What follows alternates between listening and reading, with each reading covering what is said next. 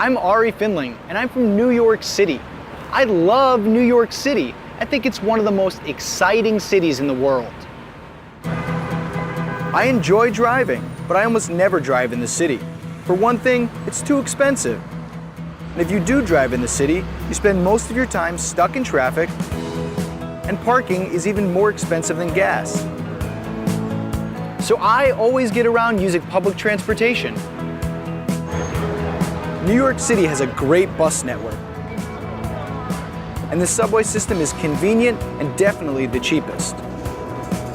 But public transportation in New York City is much more expensive than in many other cities.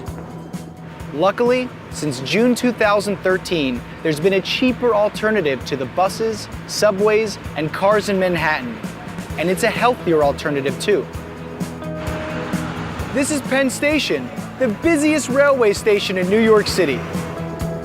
More than 500,000 people travel through this station every day. However, located just several blocks from Penn Station is this, one of the many solar-powered docking stations for nearly 6,000 city bikes, located in hundreds of stations around New York City and Brooklyn.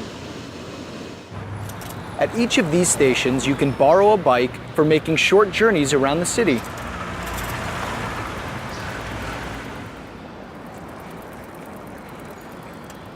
City bikes are available all day, every day.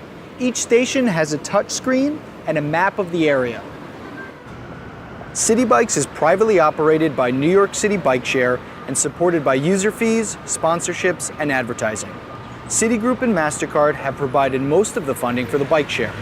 You have to pay a small fee to join the scheme, but then you can borrow a bike.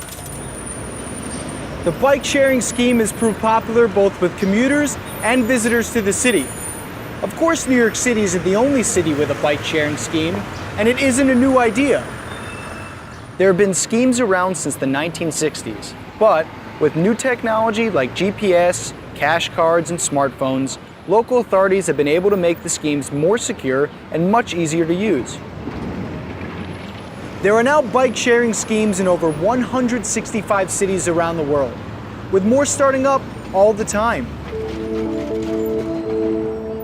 Some of the most successful schemes are the Velib in Paris, Dublin Bikes in Dublin, Ireland, Boris Bikes in London, Bising in Barcelona, and Bixi in Montreal, Canada.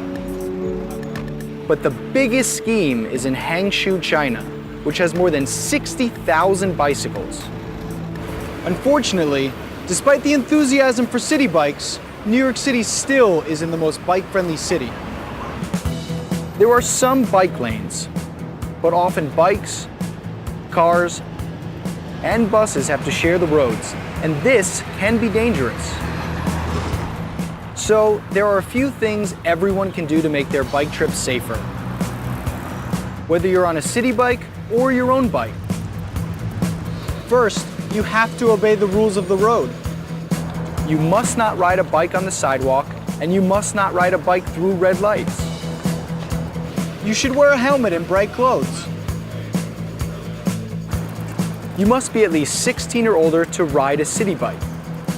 You really shouldn't use your phone or wear headphones while cycling. You must be able to see and hear what's going on around you. But if you're careful, a bike is the best way to see New York City, and being able to borrow one for a small fee makes it even better.